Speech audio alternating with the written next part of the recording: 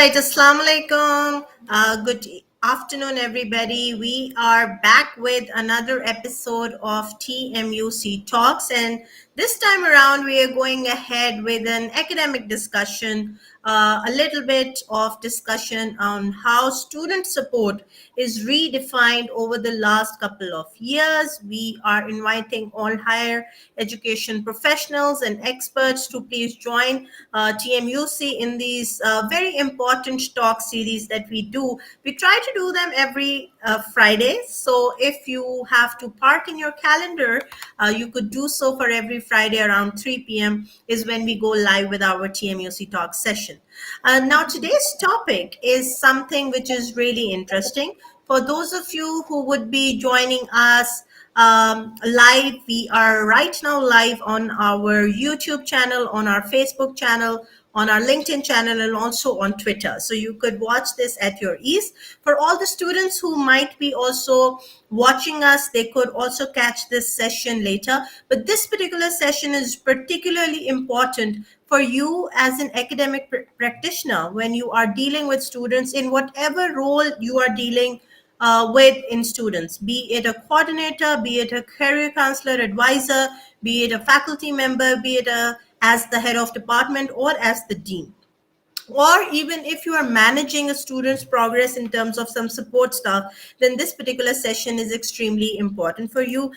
We would try to make it as interactive as possible, and we'll encourage if you come up with questions that you can ask our esteemed guests. So today I have with me our head of quality assurance with TMUC Pakistan, Ma'am Amna Salik, and we would be having a discussion on supporting student success. Assalamu alaikum, Ma'am Amna. How are you?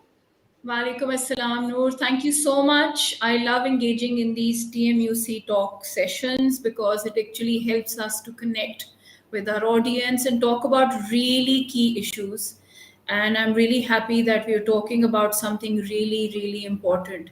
Something that actually helps, especially people belonging to academia, connecting dots on, what impacts student success.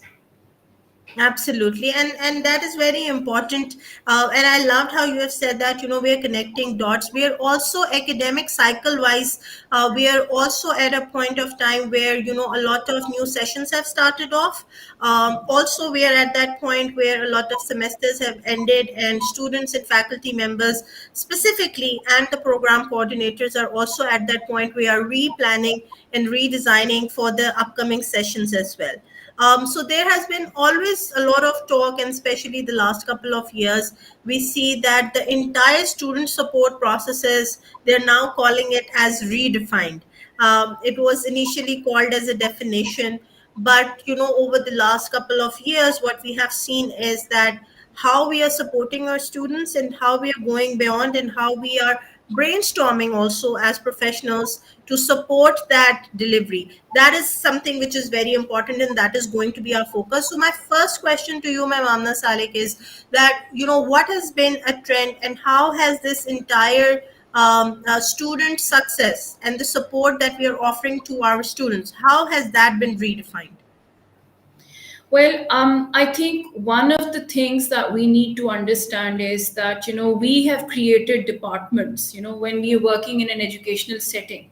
We create departments where we think, okay, so we have a student affairs, we have a career development, we have your academic department, we have a registry office, we have the dean's office, and, you have other, offices. They're all basically are there placed to support the students, but students don't look at, as an individual, you don't, what you want is you want to be supported, so you don't see offices and silos.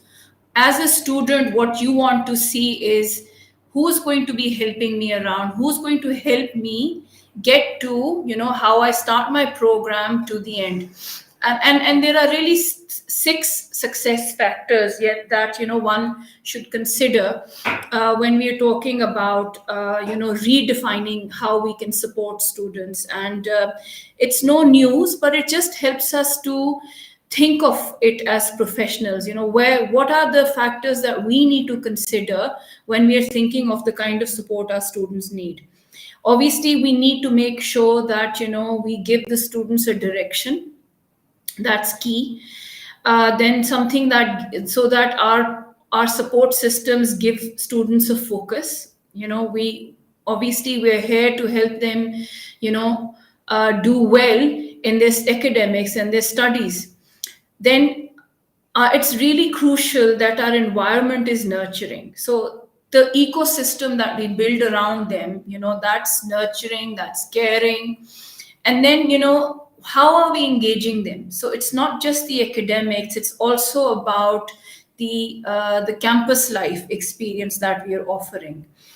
And then how are we helping and supporting them with their access to beyond life beyond the university? So how are we connecting them to the real life, to the real world? So I think connection is another really important factor to be considered about. And last but not the least, how valued we make them feel. So if I just very quickly go over the six again, just to sum up what I said, they need to feel that they're being directed, that they're being focused, that they're being nurtured, that they're being engaged, they're being connected, and that they're feeling valued. These are the six factors. This is what you would, sort of connect them into.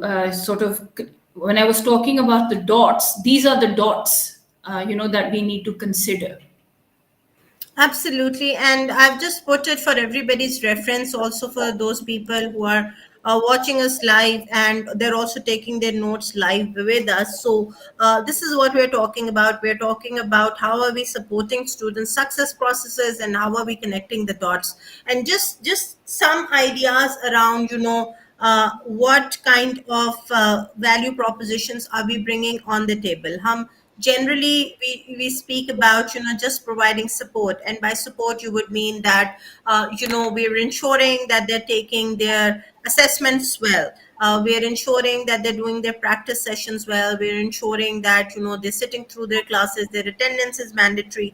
But now I think it is beyond essentially the classroom learning as well.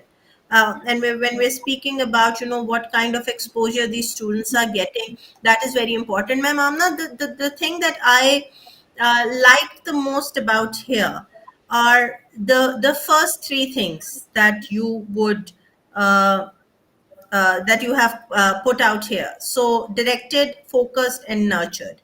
What are some of the questions that, as program officers or as faculty members, what are some of the questions that we should be asking when we are focusing on just the first three areas? I mean, I think first of all, it's really important. Students, when they step into a university, especially into a higher education setting, they've had a lot of debate from home, what career path they want to choose, have they made the right choice, are they in the right university, are these the program of studies they want to study, so they're going through a lot of thinking, and there's a process, there's confusion, and some of them come with a very focused mind as well. But our role as program officers, as program nominees, even as admission counselors, as personnel who are working on career development, because you want to sort of engage students from the start. You want to introduce them to what services, what support services the university can offer.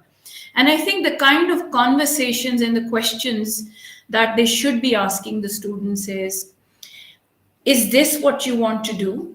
Are you happy with the choices that you have made? Have you considered this? The sort of open kind of questioning questions, and asking them, about, how they're getting on right from the start. And not wait till a semester has gone by to say, okay, well, you've not really done well in this. So if you're talking, if you're engaging students in these sorts of conversations from the start, it sort of helps build a focus, and they'll feel nurtured. Like, I mean, if I sum up the six things, if three easy, maybe Noor and you might want to type them onto the screen as well for our viewers. I mean, care, at the three C's. If you can't remember the six, think of the three C's: care, captivate, and catapult. So, I mean, you sort of your our approach to students should be, how well do we understand, where they're coming from, and what direction we can help them take. We keep them engaged, and then, it's like a catapult. Then you set them up, you set the trajectory for success, and then you release them, and let's see how they get on well with their their career paths or next steps in education, whatever their choices are, whatever the journey that lies ahead of them. Great. I'm sorry I lost the connection a little bit, but I'm sure everybody else would have captured the conversation as well. So just to reiterate, we're speaking about, some different strategies. I really like this point, and I'm going to just spend a little bit more time, and I'll tease your brain on this, my mom, now, that, you write.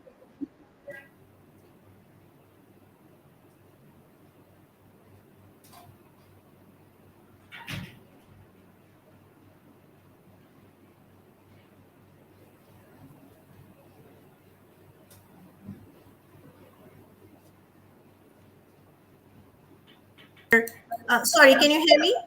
Yes, yes. So I was just saying that, you said that we should start the recruitment process early, and we should be focusing on asking the right kind of questions when a student or a child is being recruited. Now, what are those questions?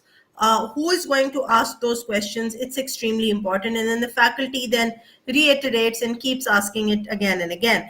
My next question in this is, Ma'am Amna Salik, that, there are such a lot of, like you would say, and, there's some parent feedback as well, that, the process in which institutions are working is so also complex.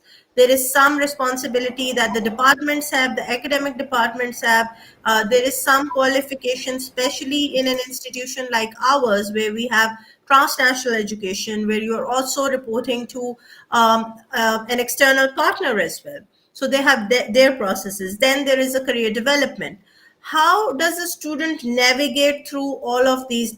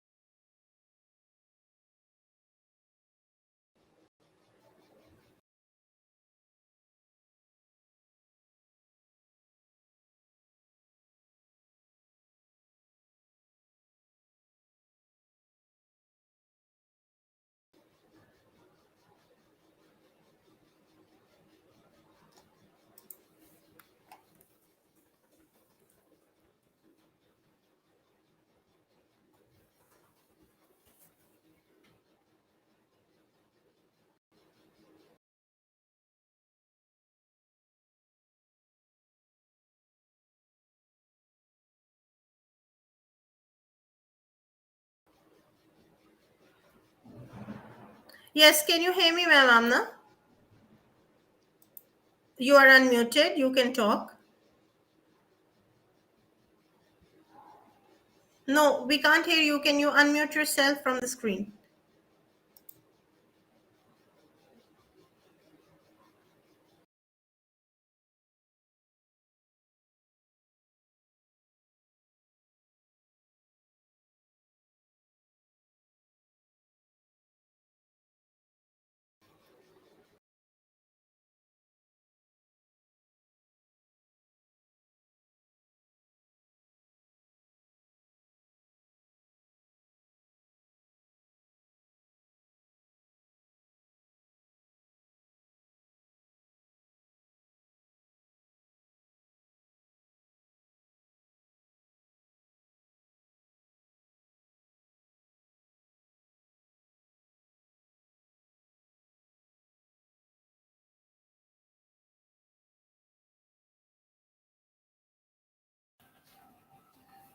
Hi. I hope you can all hear me. This is the what to do. uh, Technology helps us, but there are glitches at times as well.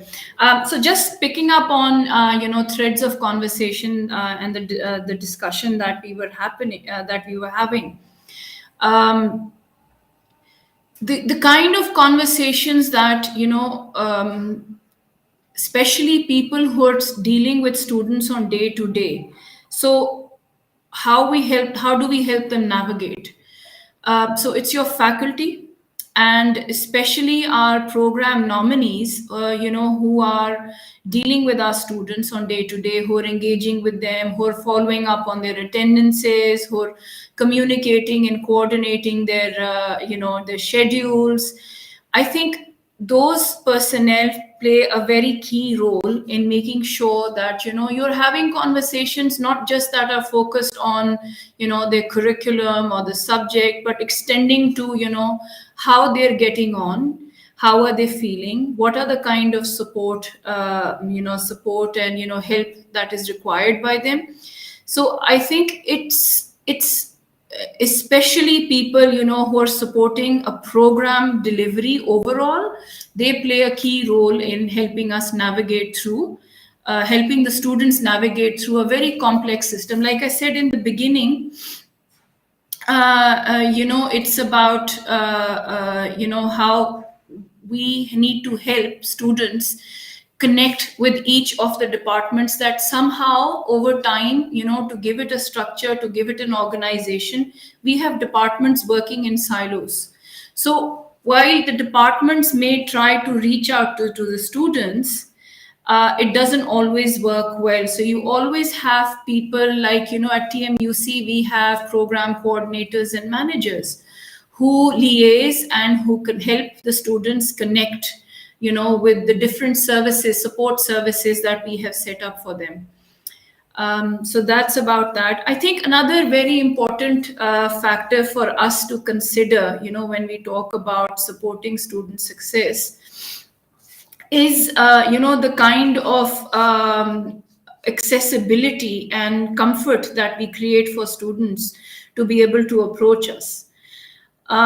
Do we enable, and do we have some kind of structure or facility for them to voice their opinions? At TMUC, for example, we have QR codes placed outside across their corridors and in learning spaces, so that when they feel the need to give us feedback, or if they feel unhappy about something, or if they need assistance with something, they can just scan the QR code and write to the university. Normally a lot of these are routed through to the quality assurance department, the department where I work, but also to our leadership, so that we are in real time, we have access to the kind of challenges they may be facing, and how we can sort of support them. I think it's about the kind of systems and infrastructure and an environment that we create, so that students feel that they can access those services, support services, as easily as possible. Noor, are you there with us?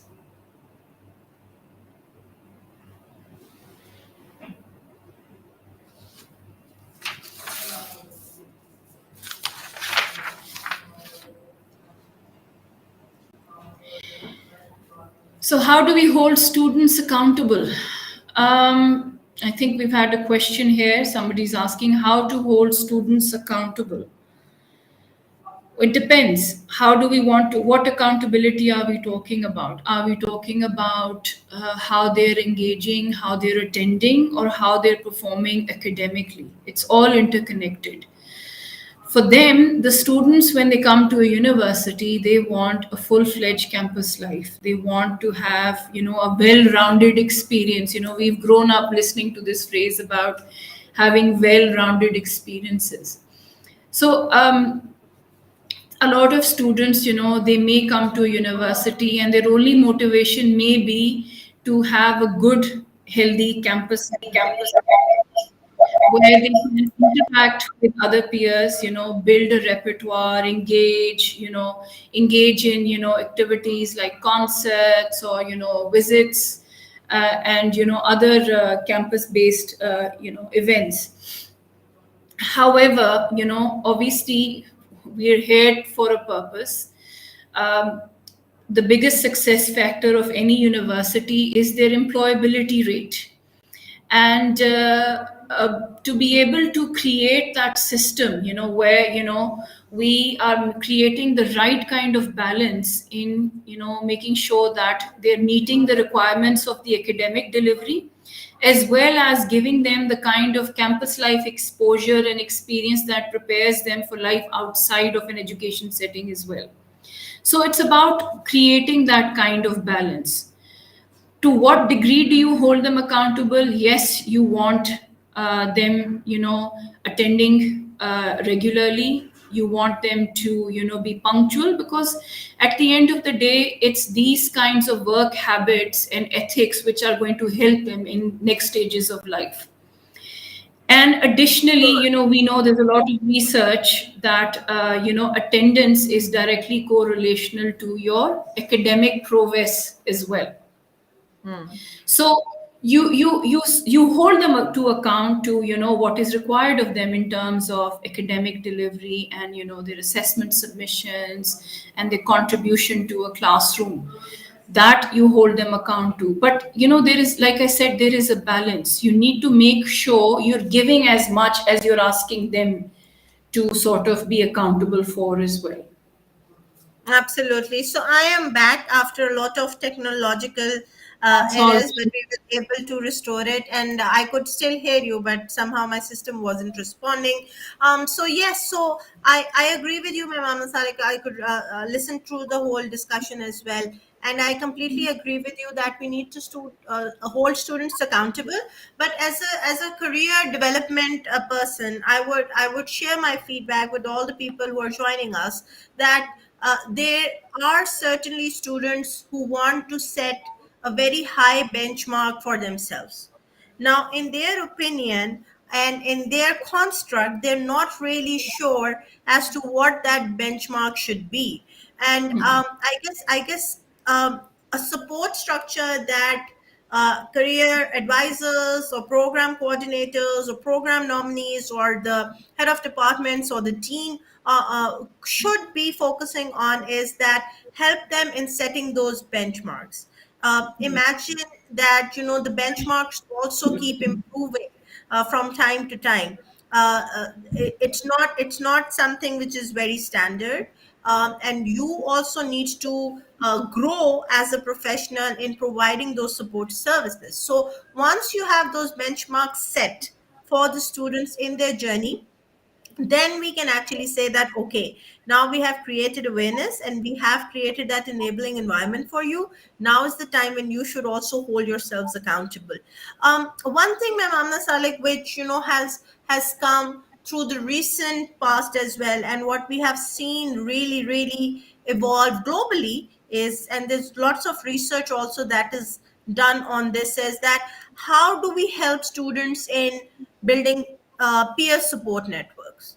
Right. Peer learning was always something that every academic person has been pitching for. They have been saying that you should be focusing on this, but how do you think that a peer support net student body community students in supporting either their professional development or their academic delivery?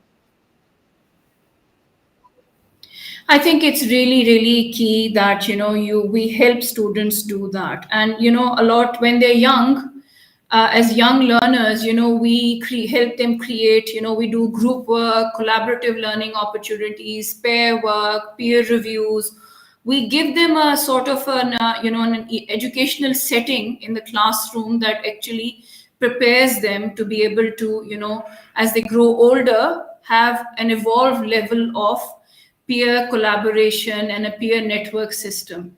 And we hope that, once they come to a stage at our, once they come into university level, they have the skill set and the aptitude and the attitude to be able to support that kind of peer networking and learning together. Nonetheless, not all students are comfortable with that, and so we still need to sort of set up our learning where there are a lot of opportunities for students to engage in a collaborative setting. So you could do group case studies, you could work on group projects, you could go on peer analysis and peer critique. I think it's really really important, because sometimes no matter how good your teacher is as a facilitator, you may not be able to comfortably engage in a learning conversation as much as you would with a peer. So it's easier to ask those kind of difficult and tough questions from each other. I think it's really important as professionals who are supporting students, that we give them sufficient opportunities. Too often, Noor, I have noticed that our educators, we've prepared our lectures, and we make sure we deliver, and we deliver so much that we give very little opportunity for students to have that kind of peer interaction and discussion. Wherever there is discourse, wherever there is discussion, there is learning is enabled. So sometimes teaching can come in between learning. Do you see what I mean? So it can actually create hurdles rather than facilitate learning. Hmm. So it's really, really important that we must pause. We must give the students and create an environment again. It's all about how we are creating that. We were talking about that nurturing and engagedness and that connectedness. If we talk about the 3 points: nurtured, engaged, and connected, you know it's really important that we really think of this. How are we helping them connect? Are we actually helping them talk to each other, talk about issues? Yeah. Absolutely. And I think one most simplest thing that we have seen, especially in our country, when we're talking about a localized context as well, Ma'am Amna Saleh, that you would see a lot of notifications going on, saying that, this kind of standard, this kind of behavior, this kind of. On the contrary, what I believe is that, especially in the higher education domain, it is as simple as also creating these talking spaces.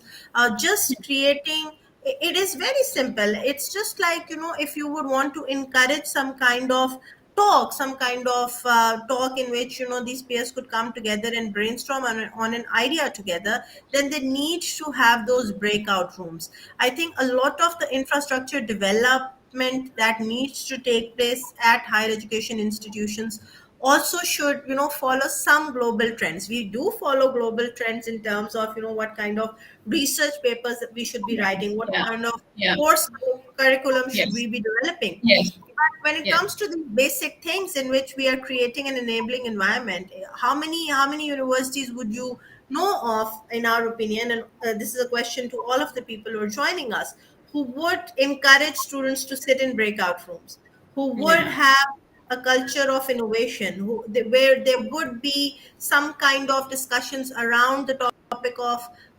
innovation and creativity and encouraging that growth. We see that that culture is also very ingrained. What do you think, Ma'am Amna Sir? Like, isn't it something that, different departments also inculcate from within them selves, and then the students follow? Absolutely. And I think it's not even just department, it starts from the one person who could initiate such a thing. I mean, I know some time ago it was going around on social media, and I forgive me, I don't remember which country it is, but I really loved the idea. There was this concept of a human library. I don't know if you came across that, and I really liked that idea. And it's Uh-huh. just about simply that you could issue a person's time. You sat in a cafe like setting, and you just listen to the other person's life experiences, and there's so much learning from that. And the breakout rooms that you're talking that you mentioned just reminded me of that. So we need to sort of probably think, be a little more innovative. And you're right, I've not seen that kind of construct, not here at least, not in our universities. We don't have that kind of you know environment where students are actually encouraged to debate and discuss things, where they've given the lead to. Even our student councils, they only come into life if there is an event, and we need their support from them. And then I've seen from my experience of late, a lot of the times it's the institution pushing the student council members to engage and activate and do some things, very little coming from our students.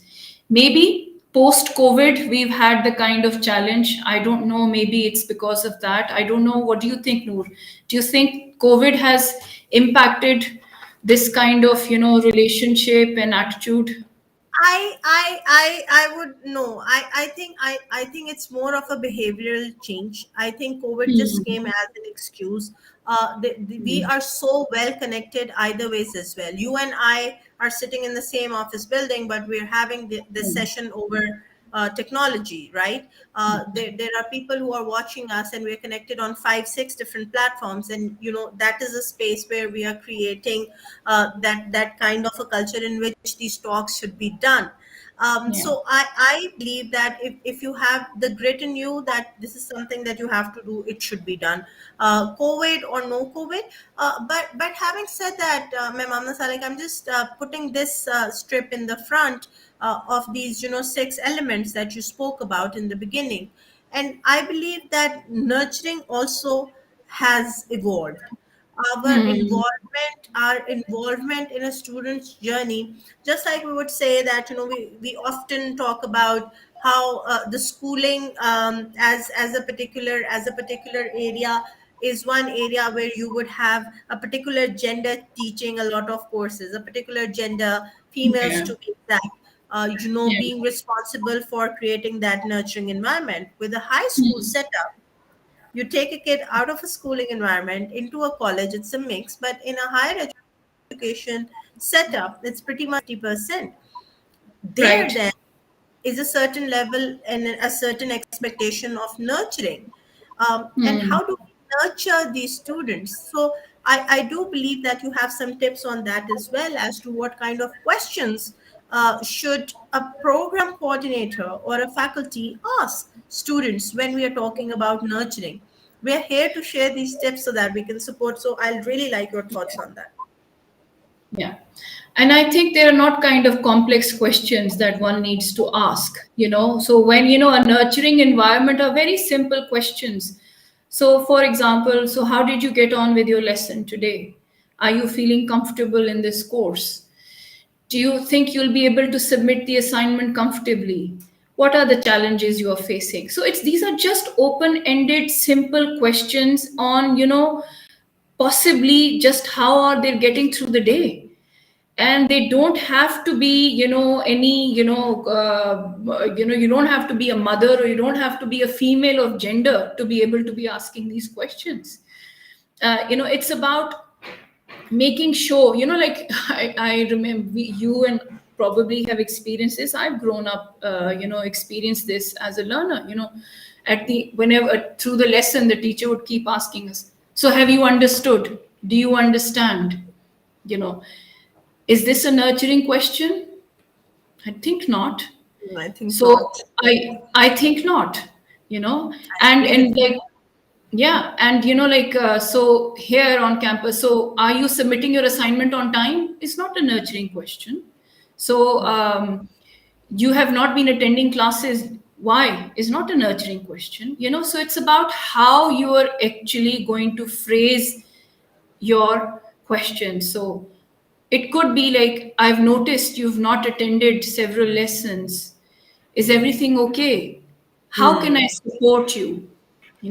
I've seen that your submission is not coming in on time. Is there is something that I can help you with? How, are you struggling with something? So, these are the it's how you phrase them. That sort of creates, gives it a nurturing angle. And I was Yeah. talking about how accessible you are. as a That's when you are a facilitator. So Hmm. if you become compliance heavy and you want things done in a certain way, that's not going to help.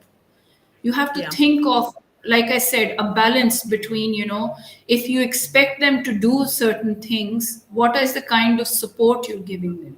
Do they have the tools to do the work that you require of them? Yeah. No, no, very well said. I think it's just a matter of just rephrasing the questions that we are asking. We're a little above time, but that's okay. I think the discussion is going on so well. If anybody has any questions, there are people who are who have joined us. So if you have any questions, just feel free to ask. We'll use the chat box, and we would get a collated questions as well.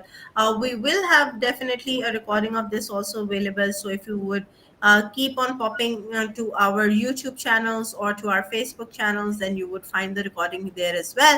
Ma'am Amnasa, like just a final roundup. I think it's important that any conversation that takes place has also some kind of action points for the people who would be Yeah. listening to it, then take it back and put it into implementation. I think the entire conversation that you have done the last 30 minutes has been around, just coming out of a structured, stacked a process flow, and then just opening up the process flow and be open for more absorption, more learning opportunities for yourself as an academic professional, and then for the students as well, and them for their career journeys as well. So any key takeaways, three key takeaways that you would want our audience to resonate with? Yeah. Thank you. No, thank you for that. And also, just to sort of add on to what you're saying, COVID has taught us something, and that is the human element of everything is so, so important. So we need to sort of, break out of our silos, out of our structured, blinkers or boxes, whatever on. I think the three takeaways from my side is: reflect on the way you're phrasing your questions and how you're saying things. Choose your words carefully, especially when you're talking to learners. That is really important.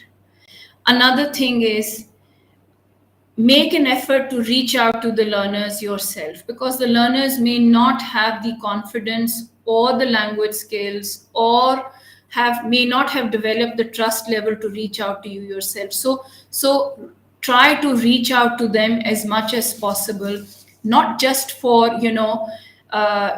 just to check on how they're getting on academically, and they're making the submissions, or they're doing they're attending regularly, but to on how they're getting on in their life, and how they're engaging well with the campus, and just generally how they're getting on. And last but not the least, create an environment, that's really important. And when you are, especially, you are going to be the connecting point, you are the coordinator between the faculty and the students.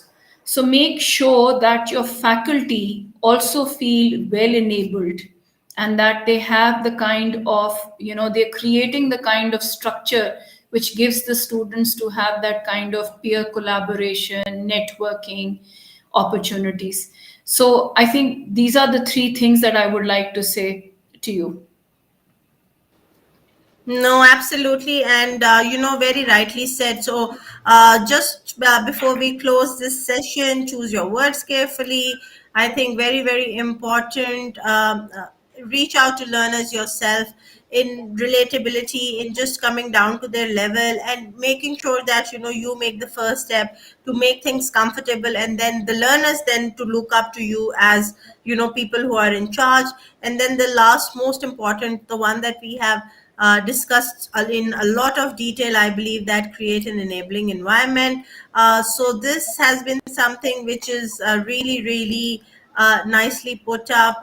We did discuss today in today's TMUC talk about supporting student success. If you're looking forward for receiving resources from us, just feel free to just drop by on any of our social media channels, and we would support support you with these resources as well. Also, let me also reiterate here that all of the discussions that we have under this umbrella, under the TMUC Talks umbrella, are the things and are the factors that we do practice at all of our TMUC campuses and go through a regimented program in which all of our learners go through this particular process, and we ensure that there is greater delivery of quality, and that there is greater access to information that our students have, and also the fact that we create an enabling environment for all of our learners all across Pakistan. Thank you so much, Ma'am Amna Salek. I think this has been a Thank you. fantastic session. Thank you all of the people who joined us, multiple people from our Facebook channels, from our YouTube channel. We appreciate your inputs as well. Thank you so much. And that's about it for today. Till we meet you next week with another TMUC Talk session. Take care. Thank you very much. Thank you. Bye bye.